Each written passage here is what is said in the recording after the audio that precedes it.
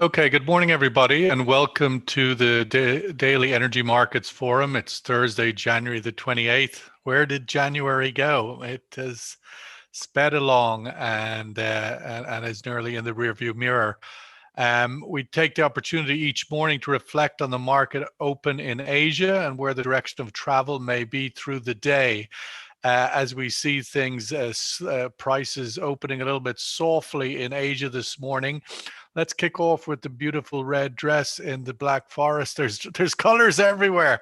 And Dr. Carole Nakhle, CEO of Crystol Energy. Carole, hello. Happy New Year. I don't think we've had a chance to speak yet this month, but welcome back to the table and welcome your thoughts on the direction of the market at the moment. It seems that the demand picture is looking fragile. I think you're on mute, unfortunately. Sorry, because I unmute myself on the computer, but not on the screen. So good morning, Sean. Good morning, everyone. It's really a great pleasure to join you again in the new year. And yes, it's red because everything around me is black and dark. It's still too early. And white, though, you have lots of snow. Yeah, but you can't see anything now because it's still too early. Of course, yes. Yeah. Well, look, but I hope that this year will be much brighter than last year. We're still not seeing many changes compared to last year, but I have to admit that I'm much more optimistic this year than I was last year. And if I focus only on oil markets for now, I can easily say that, yes, we are seeing some minor changes here and there, but overall, oil prices have remained the gains they achieved towards the end of the year from December onwards. So if you look at oil prices in January, at least for Brent, they are around $10 a barrel higher than what was achieved on average for last year, or what was a dominant figure between I would say May or June till September. So there is some improvement, and overall, yes, the next 2-3 months perhaps are quite worrying because of the spread of COVID-19. Here in Europe, the situation is really concerning. And the same thing in the US and elsewhere with the virus mutation in Latin America, in Africa. But if you look at all the forecasts, you see that people seem to be concentrating on the second half of the year onwards, where things should be looking better. And this is why I think with oil markets, we're going to see the current gains probably sustained for the rest of the year. Ahmed M, welcome back to the table, Senior Fellow at the Oxford Institute of Energy Studies. Ahmed, it seems to me all eyes will slowly start turning on the supply side. How is your views at the moment regarding OPEC Plus and compliance in general? Good morning, Sean. Good morning, Carole or Walter. So I think that I think since the last time perhaps we were on this show that what's happened since, obviously with the Saudi cut, which is significant, I think, for the market, but I think it's been slightly perhaps misread. I think that we've had discussions about Saudi returning to its role as a swing supplier, but I think it's important to caution about that because we've seen Saudi impose a unilateral cut previously last year in the summer, and also have to sort of remember that stocks are still drawing, and effectively that the Saudis had a far more pessimistic view of Q1 demand. So we don't know how that's going to evolve in the next meeting, but it is important how important the role that played, because without the Saudi cut, I don't think we would have seen the prices being rooted in this 55 mark. I suppose the question is, how do you get out of it now that you have it? Well, I think actually, if you look at forward loading, for example, with Russia, the February Urals program is very short. Actually, they're rerouting. I think it may have been a story as well, but I think importantly they're rerouting more crude away. For the Europe Feb program is actually very short, so they're putting more crude in domestic refineries. Gasoline prices are very high in Russia. They have, as you know, protests going on. Elsewhere, there's been stories about compliance improving, particularly for Iraq. You have Libya, but I think it's important to. I can talk a bit about later, but I think that there's some interesting developments with Iraq which need to be sort of cleared up, because it's not related to improved compliance based upon OPEC pressure, there's been a couple of interesting things. So exports for January will be down, but not because of any kind of OPEC pressure. It's down because there's been a drop off on KRG side, because they're rerouting some crude to some of their domestic refineries, because there was a supply contract from the federal region to the KRG refiners, which got cancelled earlier this month. So the call on domestic crude has increased slightly, and that could potentially be that, if they come to a new deal, that could change again. On the south, there's been an interesting discussion about whether or not there's any relationship between the decision by Iraq to cut some term volumes to India and whether this is related to OPEC pressure. And it's not at all. It's actually because the Iraqis have to find some crude to basically fulfill its prepayment deal. So some of those prepayment cargo volumes have been taken away from India and will go later in the year to the Chinese. But it doesn't necessarily mean it's going to go to China, because those volumes, and this is where it gets a bit more technical, those volumes are destination-free cargoes. So effectively, it could show up anywhere. So the point is that Iraqi compliance has not there is a drop off in exports, but it's not because of OPEC pressure. There is a more technical reason behind it, to do with KRG runs and some. So they haven't suddenly discovered they haven't exactly. And I think the way that it's been discussed in the media is that suddenly Iraq has found the road to Damascus and decided to improve compliance, and just at the time when they're negotiating one of the hardest deals with the IMF. So I mean, people need to, the fickle-mindedness of the media needs to be put in perspective, I think. Well, let's bring in someone who isn't fickle-minded, Walter Simpson, Managing Director of CCED in Oman, producing 40,000 barrels of oil a day. Walter, are you getting any way concerned that the sort of brick wall of China demand might have a chink in it now, as this growing uncertainty around its second wave of COVID seems to be, at least in terms of the immediate Lunar New Year, disrupting travel arrangements? I was reading on the reporting that some 40% travel down on the usual numbers. Well, good morning, everybody. Yeah, it's an interesting question, Sean, and yeah, there is some concern. I mean, it does seem to be softening a bit, and clearly there are challenges around China demand. But look, I'm selling on 2 months in advance, and I'm looking at I was budgeting on the basis of making $45 a barrel in Q1, and we're probably looking at closer than 50, and coming out of Q1 into Q2 at more like 55. So I still think there's a bit of space there from my perspective. Yeah, it might soften a little bit, but I'm with Carole. I'm quite confident that the rollout of vaccines, the recovery from this, was it the second or third phase? I'm not sure.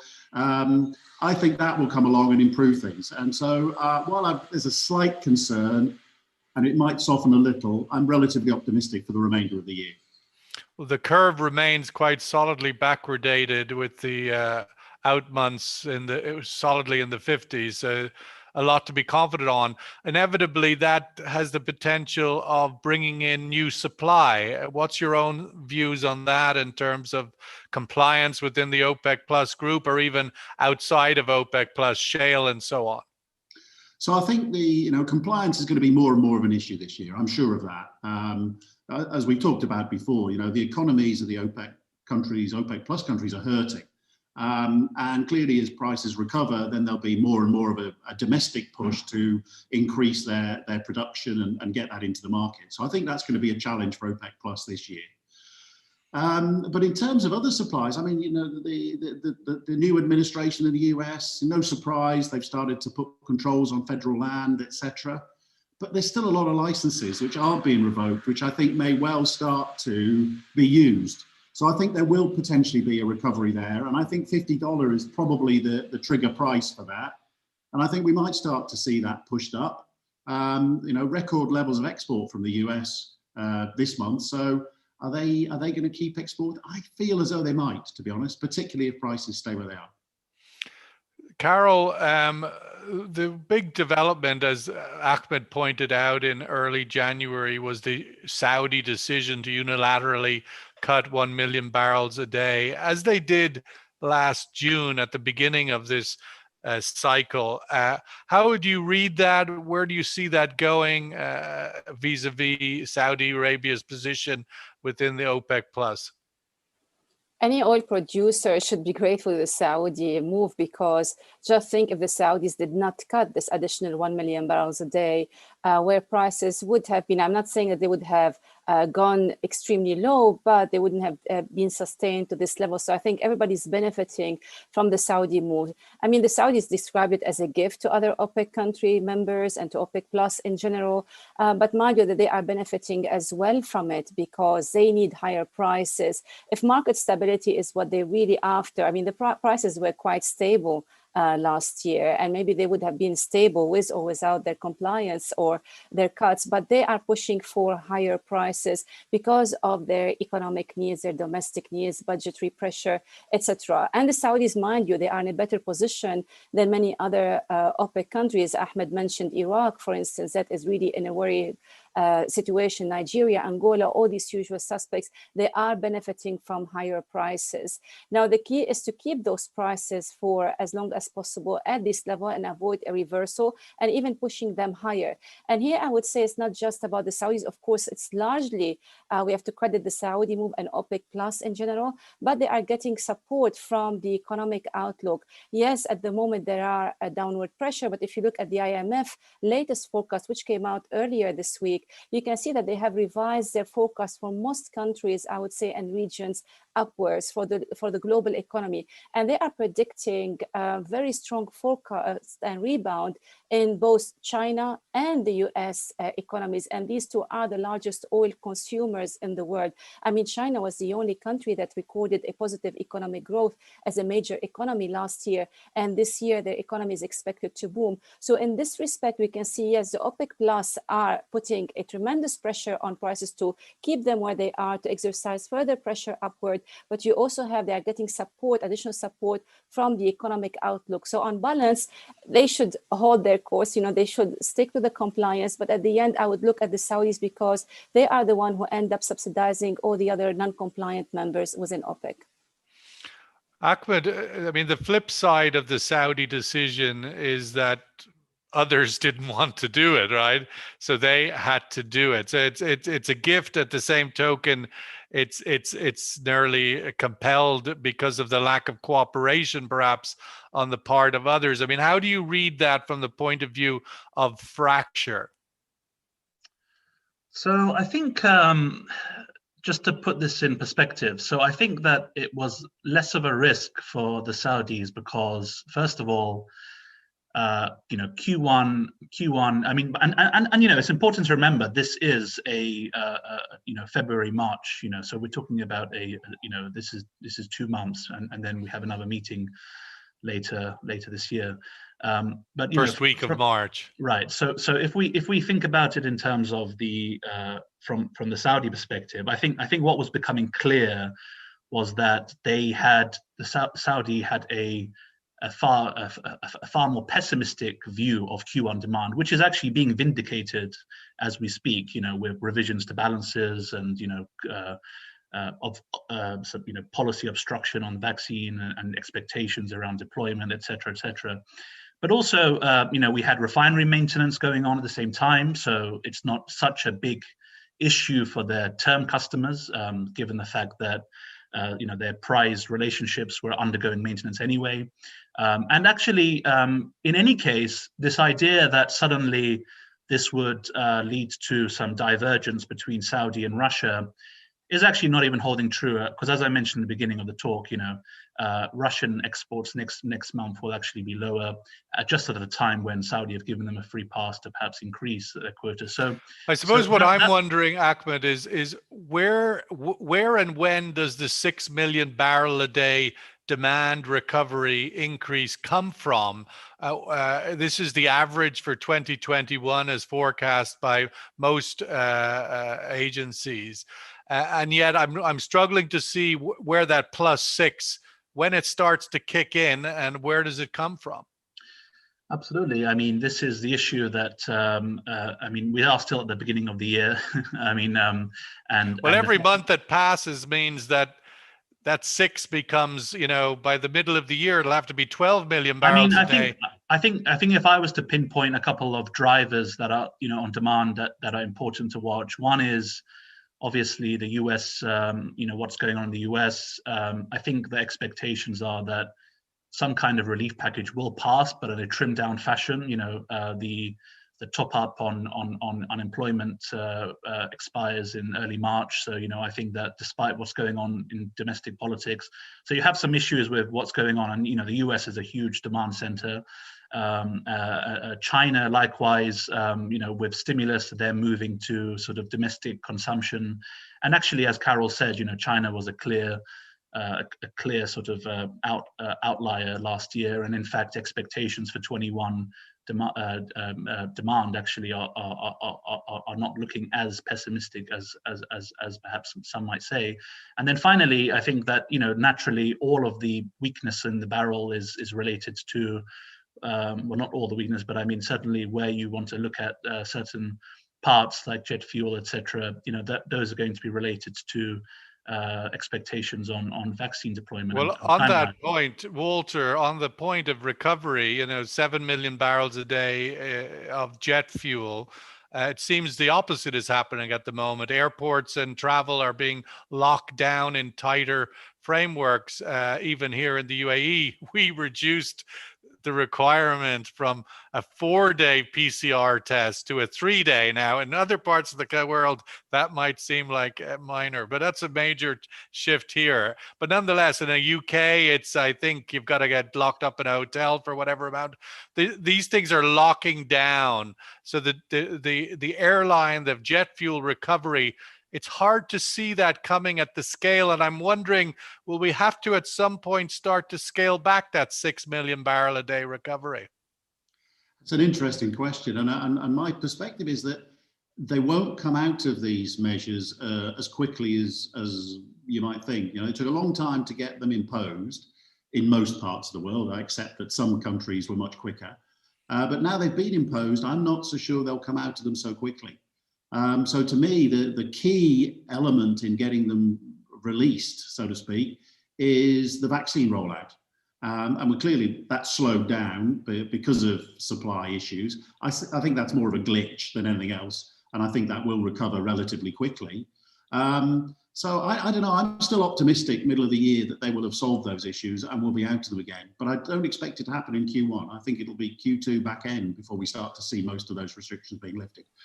That's just my opinion. But as somebody who has now had 2 COVID vaccines and am ready to take on the world, I've nowhere to go. I've got lots of airplanes maybe, but I've nowhere to travel to because there's all sorts of restrictions and all sorts of issues everywhere. And ultimately, as I slightly jest, Carole, that does remain the challenge for the second half of the year, is having the counterparties.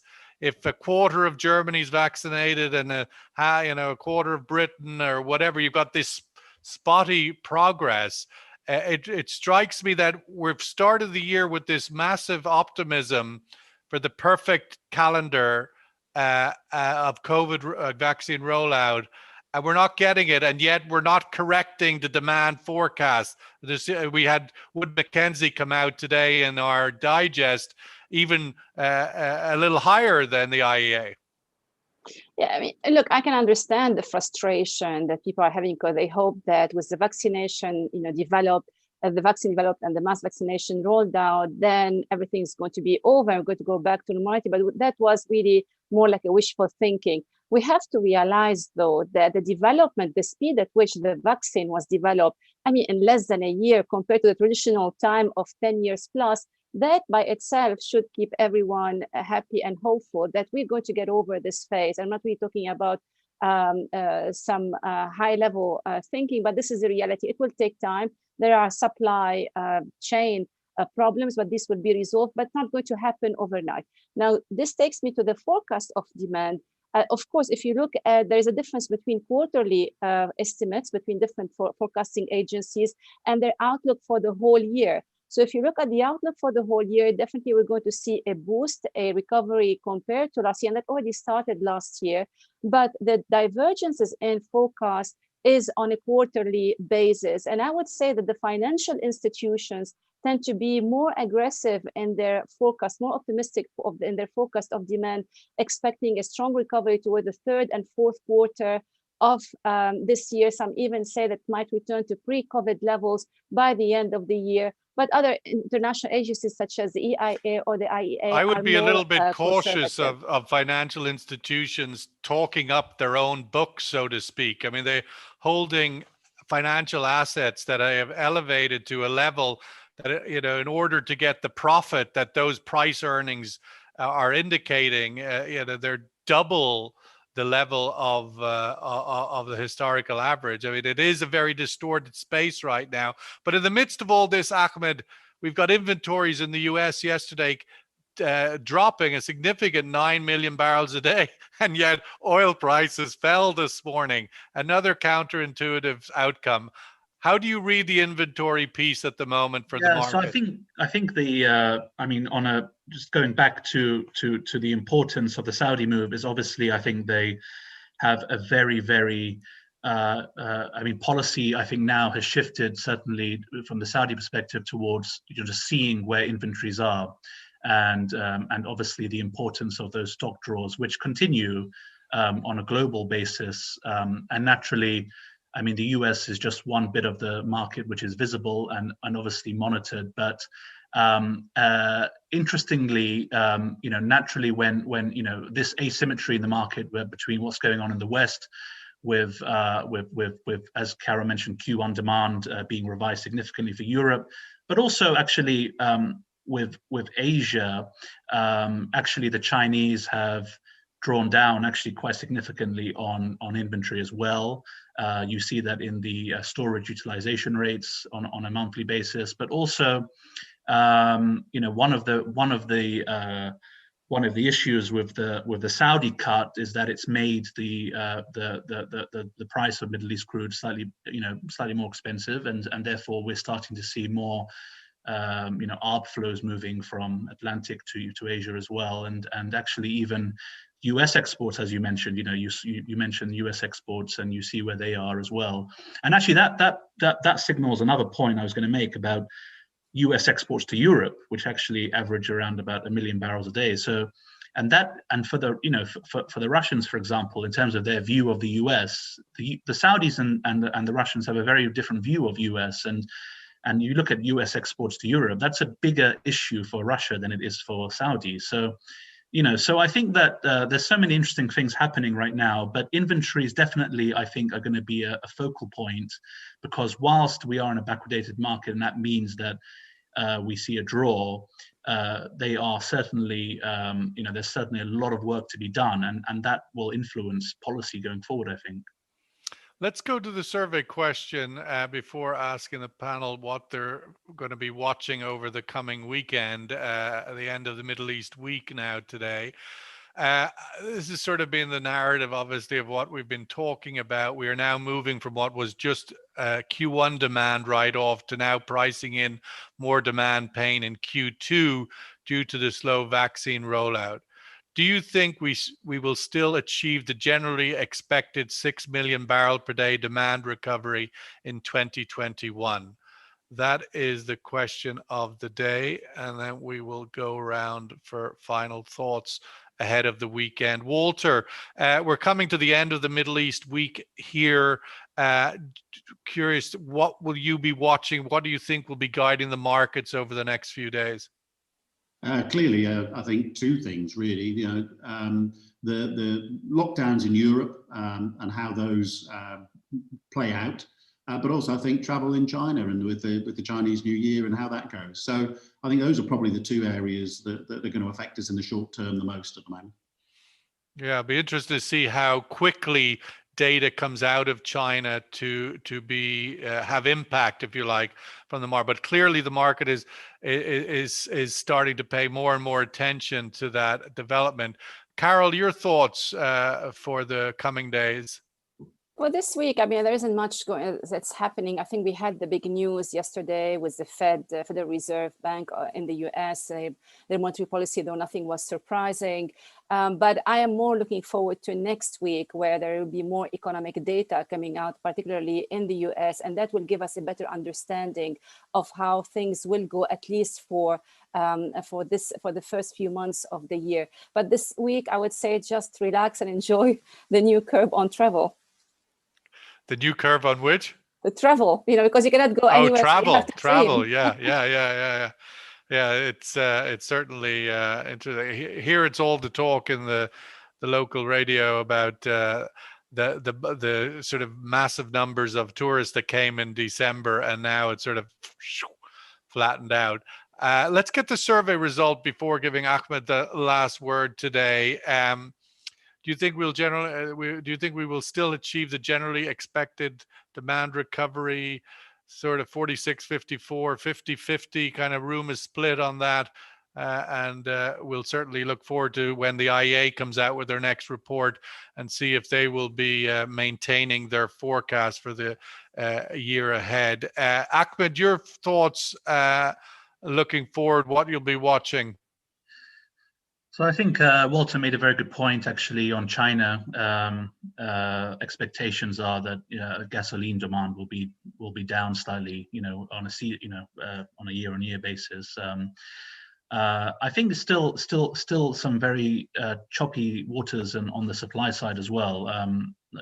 We didn't talk about Libya either, and also developments going on as well with how Saudi policy evolves. And I think it's just become very unpredictable now. And I think that's the point, actually. This is just the point I want to leave you with. I think that the whole point is the Saudis want to make it unpredictable to actually, just to ensure that, no one's left guessing on their next move. And the inventory level is very important, because by doing what they did, it keeps the market in a stock draw mode in this very uncertain environment, and effectively gives them a bit of flexibility for their next move. So it's a really interesting time, but not great for what's going on outside in the real world.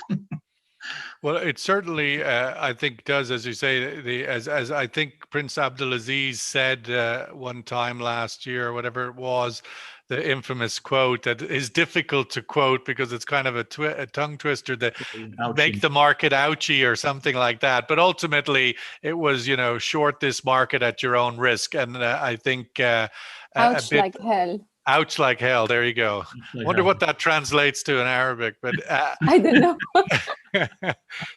Nonetheless, it's a bit like the Fed. Don't bet against the Fed when it's got the printing presses at its fingertips, and I think you'd have to say that Prince Abdulaziz has done a pretty decent job at that over the last year in his role as the sort of leader of the OPEC Plus group. But that's a wrap. Dr. Carole from the Black Forest, Ahmed from London, Walter from Muscat, thank you all for your time and insights today. And just to close out with the comment from the chat room that the Union of the United Kingdom rests on a thin percentage divide. I think that's a Scottish man telling us that the next challenge for Britain might be the Union, and not once they get over the challenges that they have, which seems to be piling up at the moment. We'll see if they do how they do in the rugby, but that's another day's discussion. All the best. Have a great weekend, and catch up with everybody next week. All the best. Thank you. Thank you. Thanks, Sean. Bye-bye. Thank you. Bye-bye. Bye-bye.